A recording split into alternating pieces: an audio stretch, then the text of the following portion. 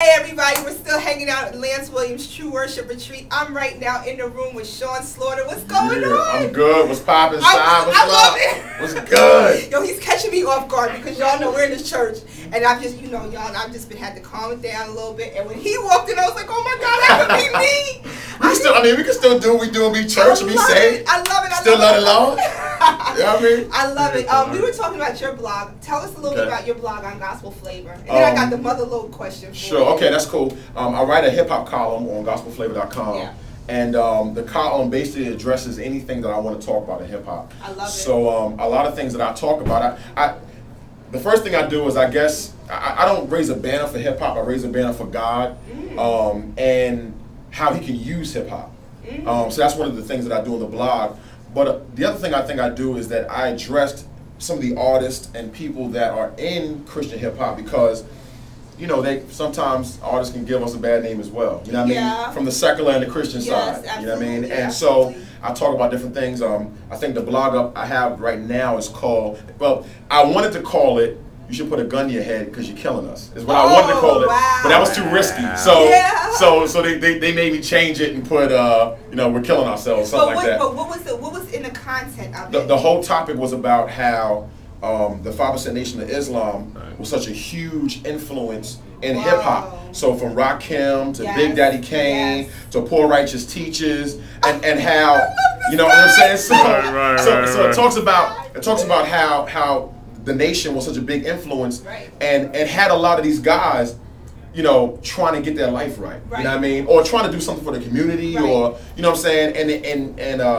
And then I brought it back to the Christians and I said, how are we affecting hip hop? You know what I mean? And so that's what it kind of was. I said, if they can make this impact on hip hop, what is our impact? Are we just trying to be fake Christian Wheezies? Or can we make an impact like the Nation made an impact on hip hop? I think there's some truth to it because I remember, maybe I'm dating myself, but I do remember when hip hop was really coming into prominence. When I really remember, I was in junior high school, coming into high school, and I went to high school in New York City. So for us to see people like Big Daddy Kane in 1988 and Latin Quarters and all of these places, it was like this. They repped who they were without compromise. You knew who did what. I know artists to this day that still don't eat meat, that still don't eat dairy. They're very prominent hip hop artists. You would never know it, but I want to touch on something that you mentioned in your blog because I just wrote my book and released it last year, Can Hip Hop Be Holy? And I think for my next edition, I really got to get you to write the forward. So I'm putting that on film that, that's what's up. We need you I'll let you boy. We need him to either write the forward or contribute to it. Okay. Can hip hop be holy? Can hip hop be holy? The loaded question. Yeah, I got to know. You know what's crazy? Hip hop is a culture. Yes. All right? And if hip hop cannot be holy, then no culture can be redeemed. You know what I'm saying? And one of the biggest arguments talks about how hip hop, its birth, and how it's birthed in sin, in a sense, in desperation. Aren't we all born into sin? Absolutely. But God's ultimate plan is to redeem those things that were lost to sin. That is the ultimate plan. So yes, hip hop can be holy. Hip hop can be redeemed. Hip hop can be saved. If hip hop can't be saved, if the culture can't be saved, then there's no hope for a lot of people.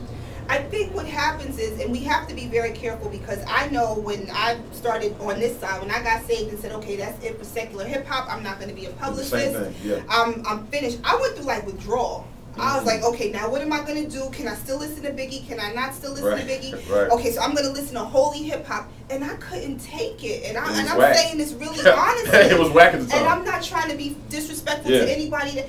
I have 2 teenage sons, and they were like, Mom, I know we go to church, but please. Nah, I'm listening to Nas. I remember my dad one time had the nerve to bring me a DC talk tape. Okay. So I got Illmatic in, you know what I'm saying? Monkeys are flipping them. And I was in Illmatic, and he bought me a DC talk tape. Yeah. And I put it in for like 20 seconds, and I was like, I can't do it.